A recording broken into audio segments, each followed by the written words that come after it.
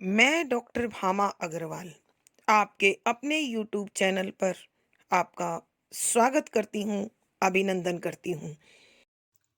आइए प्यारे बच्चों, आज हम साठोत्तरी हिंदी कविता के सशक्त हस्ताक्षर श्री रघुवीर सहाय जी द्वारा रचित एक अत्यंत महत्वपूर्ण कविता कोई एक और मतदाता का अध्ययन करते हैं।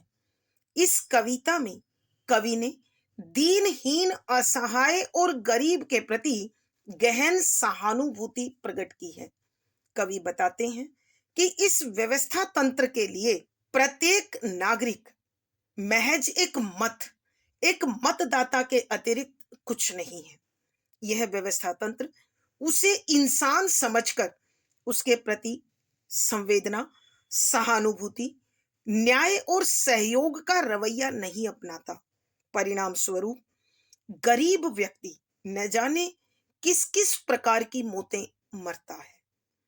गरीब व्यक्ति दिन रात कठोर परिश्रम करके अपने परिवार को पालने जितना धन भी वो नहीं कमा सकता। अपनी दरिद्रता के कारण, धन के अभाव के कारण और अपनी विवशता के कारण उसके जीवन में कोई सुख और कोई सुख साधन नहीं होते हैं। अतः प्रतिदिन उसके परिवार के सपने, उसके अरमान, उसके भविष्य को लेकर सुनहरे ख्वाब उसने देखे थे, वो सब के सब प्रतिदिन दम तोड़ते हैं, समाप्त होते हैं, रिश्ते हुए जख्म बन जाते हैं। यहाँ कवि बता रहे हैं कि स्वतंत्र भारत का नागरिक प्रतिदिन सुबह उगते सूरज के साथ कठोर परिश्रम करता है और जब तक उसका काम खत्म होता है तब तक सूरज डूब जाता है और उसके काम खत्म होने के साथ साथ शाम भी खत्म हो जाती है। अर्थात कवि के कहने का अभिप्राय है कि उसके जीवन में केवल संघर्ष शेष रहता है और जैसे जैसे रात गहराती है वैसे वैसे उसके जीवन में भी अभावों की रात शामिल हो जाती है और अपने जीवन में सुख और सुख साधनों की कमी से जूझता हुआ वह और उसका परिवार न जाने कितने सपनों के टूटने का दर्द प्रतिदिन झेलता है। और यह भारत के एक नागरिक की कहानी नहीं है, बल्कि अनेक ऐसे दीनहीन, असहाय, गरीब नागरिकों की कहानी है जो न जाने किस किस प्रकार से अपने टूटते सपनों के साथ प्रतिपल मरती है। यहाँ कवि ने एक प्रेमी प्रेमिका के उस जोड़े का उदाहरण प्रस्तुत किया है जो अपने सुनहरे भविष्य को संजोकर खुशहाल जीवन जीना चाहता है, मगर इस दरिद्रता के कारण, गरीबी के कारण भरपेट भोजन तक उन्हें प्राप्त नहीं होता।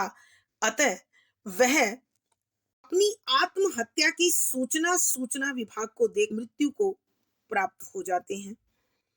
यहाँ कवि एक और प्रसंग अभागे खुशीराम का उठाते हैं कि वह खुशीराम अपनी दरिद्रता, अन्याय, अत्याचार और विवशताओं से जूझता हुआ भी ट्रांजिस्टर के साथ खुशी खुशी अपना जीवन बिताता है। दुर्भाग्य से एक दिन उसका कत्ल हो जाता है और एक समाचार पत्र का संपादक उसके कत्ल की सूचना बड़ी सुर्खियों के साथ प्रकाशित करता है और बताता है कि दोपहर में उसका कत्ल कर दिया गया। उस समय देश में किसी विशेष प्रकार की राजनीतिक उठापटक नहीं थी और राजनीतिक उथल पुथल के अभाव में वह खुशीराम राजनीतिक मसलों का मसाला नहीं बन पाया।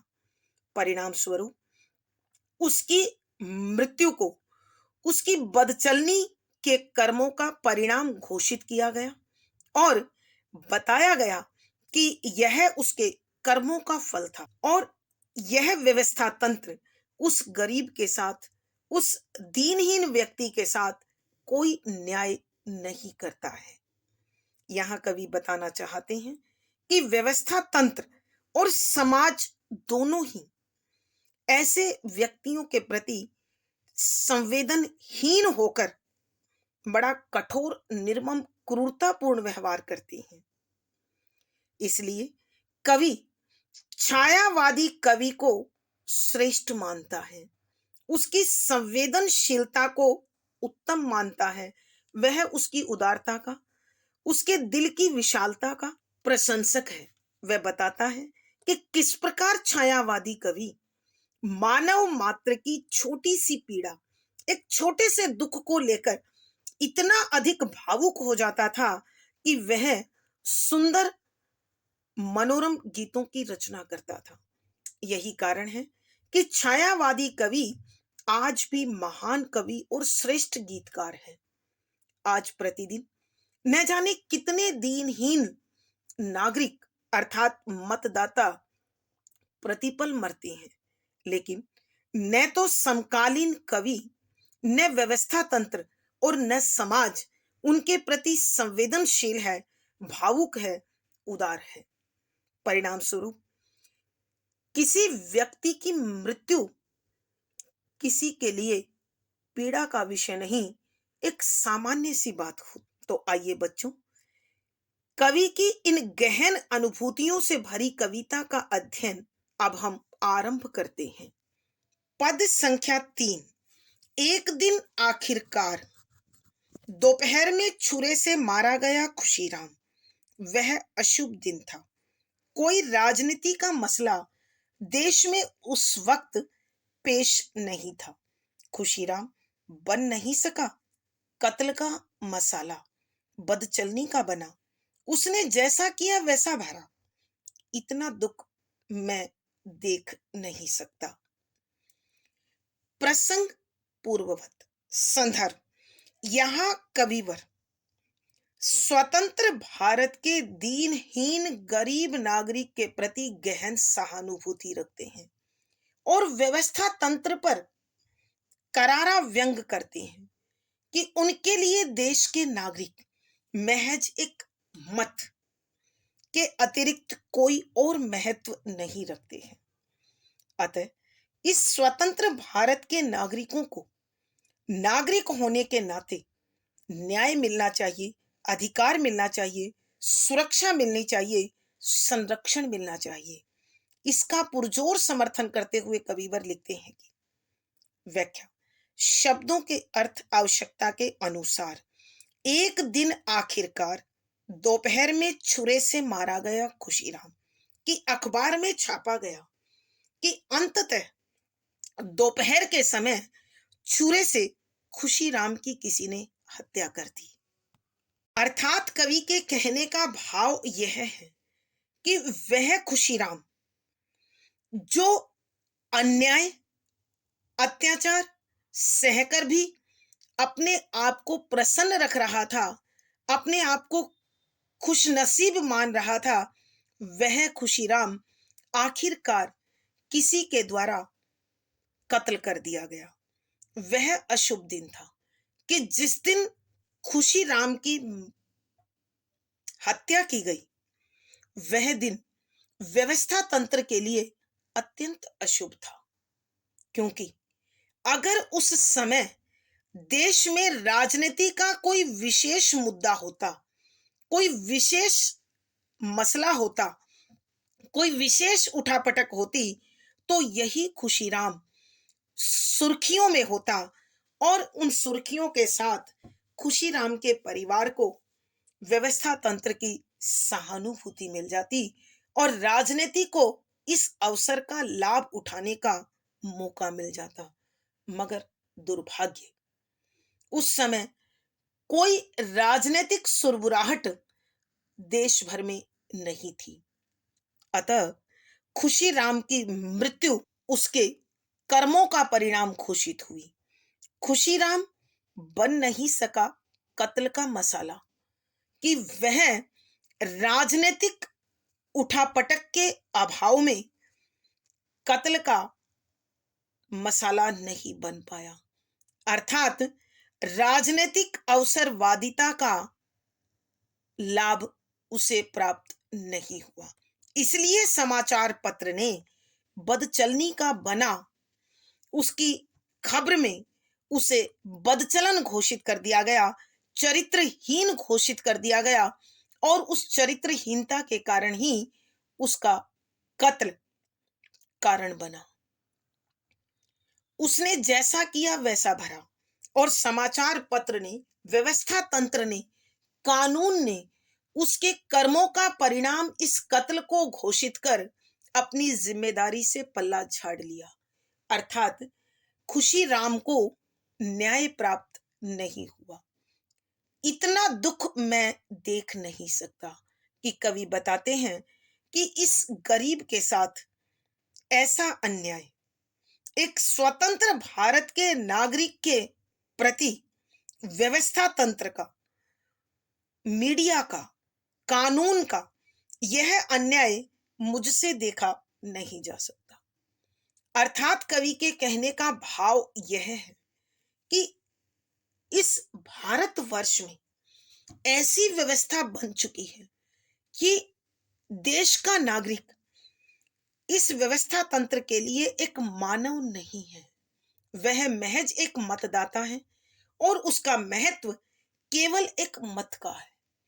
उसके प्रति इस देश में किसी प्रकार की कोई संवेदना, कोई सहानुभूति, कोई प्यार, कोई त्याग नहीं है। आइए बच्चों, एक बार फिर हम इस पद की व्याख्या करते हैं। यहां कविवर रघुवीर सहाय जी दीनहीन, दरिद्र, असहाय के प्रति गहन सहानुभूति रखते हैं और वो खुशीराम के प्रसंग का उल्लेख करते हुए कहते हैं कि एक दिन आखिरकार दोपहर में छुरे से मारा गया खुशीराम, कि एक दिन दोपहर में किसी ने खुशीराम की छुरे से हत्या कर दी। अर्थात न जाने कौन व्यक्ति जिसके आंखों में खुशीराम की यह अन्याय सहने की क्षमता, यह मस्ती खटक रही थी, उसने उसका कत्ल कर दिया। वह अशुभ दिन था। कोई राजनीति का मसला देश में उस वक्त पेश नहीं था कि कवि बता रहे हैं कि यह अत्यंत अशुभ दिन था जिस दिन खुशीराम की हत्या हुई। अगर उस समय देश में किसी विशेष प्रकार की राजनीतिक सुरवाहट होती, राजनीतिक उठापटक होती, राजनीतिक उथल पुथल होती, तो खुशीराम को भी, खुशीराम के परिवार को भी और राजनीतिक गलियारों में भी उसकी मृत्यु मसाला बनती, परिवार को लाभ मिलता और खुशीराम की मृत्यु के प्रति जनसाधारण की, कानून की, न्याय व्यवस्था की, समाचार पत्रों की, राजनीतिक दलों की विशेष सहानुभूति होती। परिणाम स्वरूप इस गरीब परिवार को भी किसी न किसी प्रकार का लाभ प्राप्त हो जाता। मगर दुर्भाग्य, खुशीराम बन नहीं सका कत्ल का मसाला, कि यह बहुत बड़ा दुर्भाग्य हुआ कि खुशीराम कत्ल का मसाला नहीं बन पाया। अर्थात राजनीति के गलियारों में, न्याय व्यवस्था के लिए और समाचार पत्रों के लिए यह कोई चटपटी मसालेदार खबर, कोई चटपटी मसालेदार खबर नहीं बन पाई, बदचलनी का बना और अंततः समाचार पत्र ने उसे चरित्रहीन घोषित कर दिया। उसके इस बदचलन के कारण उसका कत्ल कर दिया गया, ऐसा समाचार पत्रों में प्रकाशित हुआ और साथ ही न्याय व्यवस्था ने, व्यवस्था तंत्र ने और समाचार पत्र ने अपने अपने दायित्व से पल्ला झाड़ते हुए यह कहा कि चरित्रहीन व्यक्ति था, अतः जैसा उसका कर्म था उसके कर्मों के अनुसार उसे फल प्राप्त हुआ। अर्थात उसकी चरित्रहीनता के कारण ही उसका कत्ल कर दिया गया। कवि इस लाचार गरीब नागरिक के प्रति गहन सहानुभूति रखते हुए कहते हैं कि इतना दुख मैं देख नहीं सकता कि इसी भारत के नागरिक के प्रति ऐसा अन्याय, ऐसा अत्याचार मुझसे सहन नहीं होता है। इस स्वतंत्र भारत के नागरिक को, जो व्यवस्था तंत्र के लिए महज एक मत और मतदाता है, उसे उसके अधिकार, उसे न्याय और उसे संरक्षण, सुरक्षा और आजीविका के पर्याप्त साधन जुटाने का दायित्व व्यवस्था तंत्र को उठाना चाहिए।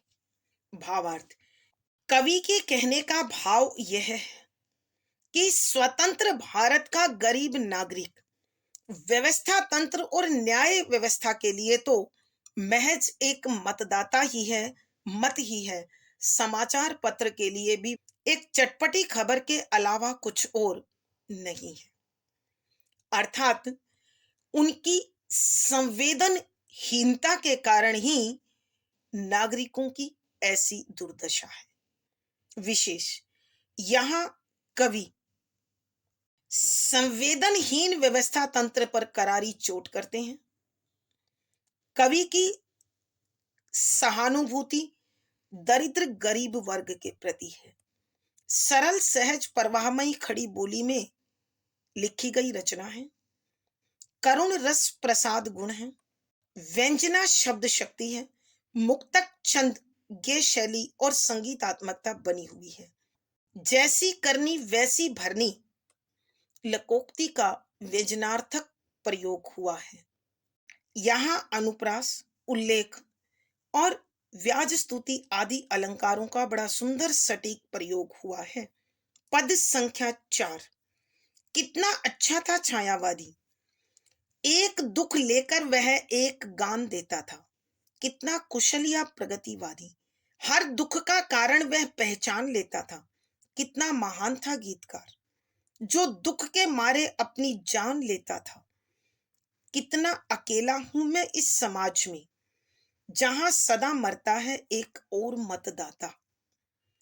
प्रसंग पूर्ववत संदर्भ: यहाँ कविवर दीनहीन असहाय नागरिकों के प्रति गहन सहानुभूति अपने हृदय में संजोए हुए हैं और वो व्यवस्था तंत्र पर बड़ा करारा चोट कर उसे नागरिक का अधिकार देने की मांग करते हैं, न्याय की इच्छा जताते हैं और वर्तमान काल की संवेदनहीनता की तुलना छायावादी कवियों की संवेदनशीलता से करते हुए कविवर लिखते हैं कि व्याख्या: शब्दों के अर्थ आवश्यकता के अनुसार। कितना अच्छा था छायावादी कि कविवर रघुवीर सहाय जी समकालीन व्यवस्था तंत्र और कवियों की संवेदन शून्यता पर व्यंग करते हुए कहते हैं कि छायावादी कवि कितना अधिक भावुक था, उदार था, संवेदनशील था कि उसके हृदय में प्रत्येक मानव मात्र के प्रति गहन अनुभूति थी, गहन संवेदना थी।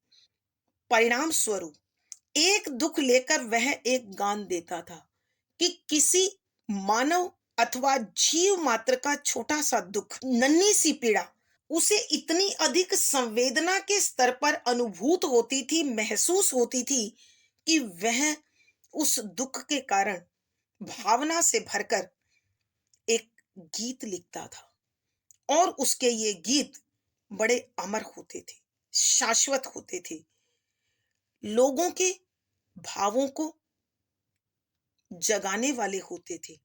कितना कुशल या प्रगतिवादी, हर दुख का कारण वह पहचान लेता था। यहाँ कविवर बताते हैं कि यह छायावादी कवि इतना अधिक प्रगतिशील, इतना अधिक उदार और भावों का इतना अधिक कुशल शिल्पी था, एक कुशल कारीगर था कि वह किसी के नन्हे से दुख को, उस दुख के कारण को, उस दुख के परिणाम को बहुत अच्छे से जानता था, पहचानता था। इसीलिए उसके द्वारा रची गई रचनाएं महान गीतों के रूप में पहचानी जाती है। जो दुख के मारे अपनी जान लेता था कि वह दूसरे के दुख को अपने भावों के स्तर के साथ साथ अपने जीवन के स्तर पर अनुभूत करता था, अर्थात किसी का भी दुख उसकी जान पर बनाता था। कितना अकेला हूं मैं इस समाज में, कि कविवर बताते हैं कि इस संवेदन शून्य समाज में मैं अत्यंत अकेला हूं, अर्थात कोई किसी के दुख दर्द पीड़ा, किसी की लाचारी विवशता को, मजबूरियों को नहीं समझता है। और ये वो स्वतंत्र भारत है जहां प्रतिदिन न जाने कितने मतदाता अपने सपनों के साथ साथ अपने जीवन का गला भी घोट देते हैं, अर्थात न सिर्फ अपने सपनों को समाप्त करते हैं, अपने जीवन को भी खत्म कर देते हैं। आइए बच्चों, एक बार फिर हम इस पद की व्याख्या करते हैं। यहाँ कविवर रघुवीर सहाय जी दीनहीन लाचार विवश स्वतंत्र भारत के नागरिकों के प्रति गहन सहानुभूति रखते हैं और व्यवस्था तंत्र की संवेदन शून्यता पर करारा व्यंग करते हैं। वे समकालीन व्यवस्था तंत्र और कवियों की संवेदनहीनता की तुलना छायावादी कवियों की संवेदनशीलता से करते हुए उस काल के कवियों को श्रेष्ठ मानते हुए लिखते हैं कि कितना अच्छा था छायावादी, कि छायावादी कवि कितना श्रेष्ठ था, कितना भावुक था, कितना उदार था, कितना संवेदनशील था। एक दुख लेकर वह एक गान देता था कि किसी जीव मात्र की, किसी मानव मात्र का नन्हा सा दुख, उसकी छोटी सी पीड़ा उसे हृदय में ऐसी अनुभूतियां देती थी, वह उसे इस प्रकार महसूस करता था कि उसके भावों में गीत उमड़ आता था। वह अत्यंत प्रगतिशील विचारों से भरा हुआ था, अत्यंत उदार भावों से भरा हुआ था और एक कुशल शिल्पकार था। वह शब्दों का ऐसा कारीगर था कि संवेदना से भरे शब्दों को संजोकर जो गीत उसने लिखे, जो रचनाएं उसने लिखी, वो श्रेष्ठ गीत बन गए। और इस प्रकार वह छायावादी कवि एक महान गीतकार के रूप में परिचय प्राप्त करता है, माना जाता है। छायावादी कवि वह व्यक्ति था जो दूसरों के दुख को अपने हृदय के स्तर पर नहीं बल्कि जीवन के स्तर पर महसूस करता था, अर्थात अपना जीवन देकर भी वह दुख मिटाने की, दुखी के दुख को समाप्त करने की कोशिश करता था।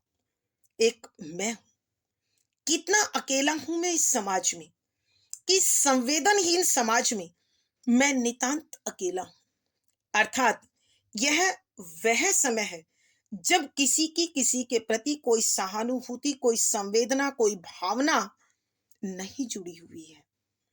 इसलिए इस संवेदनहीन समाज में, इस वर्तमान समय में हर रोज एक मतदाता अपनी जीवन लीला को समाप्त कर रहा है, अपने सपनों को समाप्त कर रहा है, यानी प्रतिपल न जाने कितने सपने टूटते हैं और कितने सांसों की डोर टूटती है।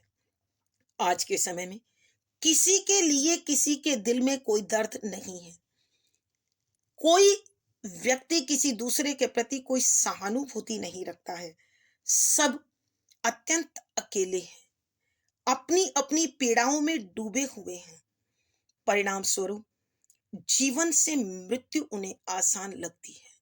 भावार्थ भाव यह है कि वर्तमान समय की संवेदनहीनता के कारण ही प्रतिपल घुटन भरा जीवन अनेक सपनों के साथ साथ जीवन लीला को भी समाप्त करता है।